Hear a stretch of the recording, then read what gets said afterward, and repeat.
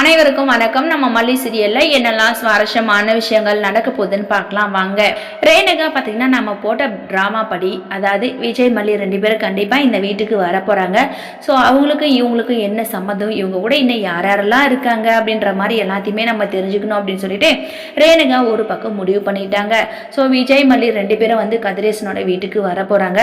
அந்த மாதிரி நேரத்தில் எதிர்பார்க்காத விதத்தில் ராஜி ரஞ்சு 2 பேரும் பார்த்தீங்கன்னா கதிரேசனோட வீட்டுக்கு போகிறாங்க. என்னதான் அவங்க வந்து எதிரியா இருந்தாலும் ஸோ ரேணுகா உயிரோட இருக்கானா அது ஒரு அதிர்ச்சியான விஷயம் தானே. ஸோ அதை பற்றி பேசலாம் அப்படின்னு சொல்லிட்டு தான் அவங்க 2 பேரும் பார்த்தீங்கன்னா கதிரேசனோட வீட்டுக்கு வராங்க. அது மட்டும் இல்லாமல் விஜய் மல்லி கதிரேசன் நிஷா இவங்க 4 பேரும் வந்து காம்ப்ரமைஸ் ஆகக்கூடாது. அவங்க வந்து எதிரியாவே தான் எப்பவுமே இருக்கணும். எதிரிங்க எல்லாருமே ஒன்று சேர்ந்துட்டா கண்டிப்பாக ஆபத்து நமக்கு தான் அப்படின்ற மாதிரி ராஜேஸ்வரி இதுக்கு முன்னாடியே வந்து ரஞ்சு கிட்ட சொல்லியிருக்காங்க. ஸோ அதனால இந்த விஷயத்தை இவங்க வந்து இவ்வளோ சைலண்டாக இப்படியே விடவே மாட்டாங்க. கண்டிப்பாக கதிரேசனோட வீட்டுக்கு போயிட்டு ஸோ இதை பற்றி விசாரிக்க போகிறாங்க. நிஷா வந்து கண்டிப்பாக ராஜிக்கிட்ட கோவமாக தான் பேச போகிறாங்க. உங்களுக்கு எங்களுக்கு என்ன சம்மந்தம் இருக்குது, எதுக்காக இப்போ வந்தீங்க, என் அக்கா உயிரோடு வந்திருக்காங்க, அவங்கள நாங்கள் கண்டுபிடிச்சி கூட்டிகிட்டு வந்திருக்கோம், தேவையில்லாமல் நீங்கள் எதுக்காக வந்திருக்கீங்க, அதாவது என் அக்கா கிட்டேயும் சொத்து எல்லாம் பிடிங்கிட்டு அவளை நடுத்தரில் நிறுத்தலான்னு சொல்லிட்டு பார்க்குறீங்களா, அந்த மல்லி தான் ஏமாந்து போயிட்டாங்க, விஜய் மாமாவும் ஏமாந்து போயிட்டார், அந்த மாதிரி என் அக்காலாம் ஏமாற மாட்டான், அந்த மாதிரி நாங்கள் விடவும் மாட்டோம் அப்படின்னு சொல்லிட்டு நிஷா பார்த்தீங்கன்னா ராஜி கிட்ட சொல்ல, ராஜி வந்து என்ன நிஷா இப்படியெல்லாம் பேசுகிற,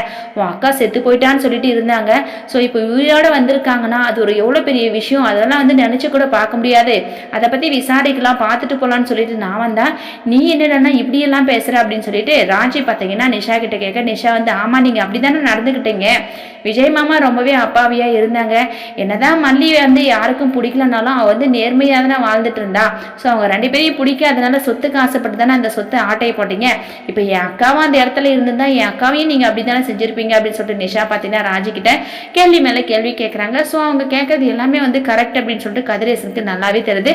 கதிரேசன் வந்து ஆமாம்மா நிஷா நீ கரெக்டாக இன்னைக்கு தாம்மா கேள்வி கேட்டிருக்கேன், என்ன ராஜேஸ்வரி என் பெரிய பொண்ணை பார்க்கறதுக்காக வந்திருக்கியா, என் பெரிய பொண்ணு இந்த நிலைமையில இருந்தாலும் அவள் என் பொண்ணு எனக்கு கிடைச்சிட்டா, ஆனால் அவளை பார்க்க யாரையும் நான் அனுமதிக்க மாட்டேன் அப்படின்னு சொல்லிட்டு கதிரேசன் சொல்கிறாங்க.